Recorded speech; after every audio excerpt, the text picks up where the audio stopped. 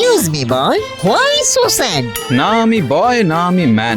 হ্যাঁ একটু ভুল হয়ে গেছে কচি করে। তাহলে কি ওমেন? না, হাজবেন্ড। এটা একটা আলাদা জাতি। ও ভেরি সরি আমি তো অসরিটি এসব জানি না। আমার ভাই ভেবে না হয় মনের কথা বলে একটু হালকার উপরে লাইট হয়ে যান।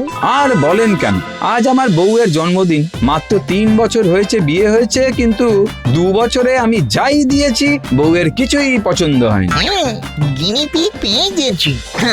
মাই ডিয়ার দাদা, আপনার মনটা না একবারে ধবধবে দুধের মতো সাদা। বলছিলাম কি কচি করে, আমার কাছে না একটা চশমা আছে, সেটা পরে বউয়ের সামনে দাঁড়ালে তার মনের সব কথা একবারে ঝরঝর করে বুঝে ফেলবেন। হ্যাঁ, এমনও হয় নাকি? পরেই দেখুন না।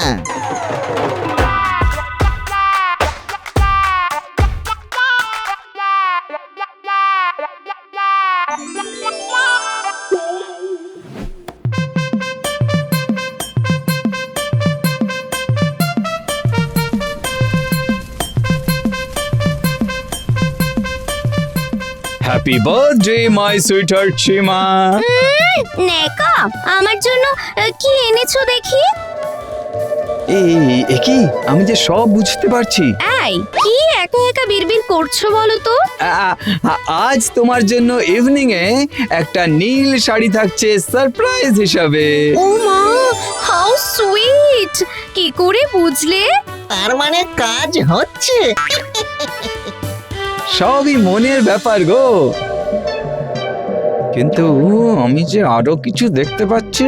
আমার ব্যাংক থেকে তুমি টাকা সরিয়েছো হীরের আংটি কিনবে বলে। কি কি যা তা বলছো তুমি? হ্যাঁ না, এই তো আমি স্পষ্ট দেখতে পাচ্ছি। মানে আমায় চোর অপবাদ দেওয়া? দাঁড়াও, মজা বের করছি তোমার। এই না, কি করছো? এই রে কেস জন্ডিস, এই যে এক্সপেরিমেন্ট করতে গিয়ে কেস হরিবল হয়ে উঠছে। এবার এখান থেকে চটাপট ফেটে যাই বাবা, নাহলে আমাকে ফাটিয়ে ছেড়ে দেবে। উড়িয়া বাবা,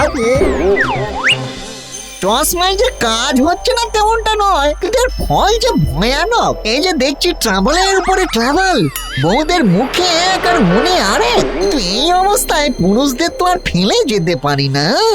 আফটার অল আমিও তো একটা পুরুষ, মানে ভূতম্যান। একটা আইডিয়া পেয়েছি।